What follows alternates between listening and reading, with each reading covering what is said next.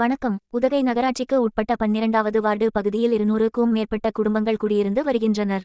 மழைக்காலங்களில் கால்வாய்களில் வரும் மழைத்தண்ணீர் வீடுகளுக்குள் புகுந்து விடுகின்றன என அப்பகுதி மக்கள் நகரமன்ற உறுப்பினர் அக்கீம் பாபு அவர்களிடம் கோரிக்கை வைத்தனர். பொதுமக்களின் கோரிக்கையை ஏற்று அப்பகுதியில் உள்ள மழைநீர் கால்வாய்கள் சீரமைக்கப்பட உத்தரவிட்டதின் பெயரில் கால்வாய்கள் சீரமைக்கப்பட்டு வருகின்றன.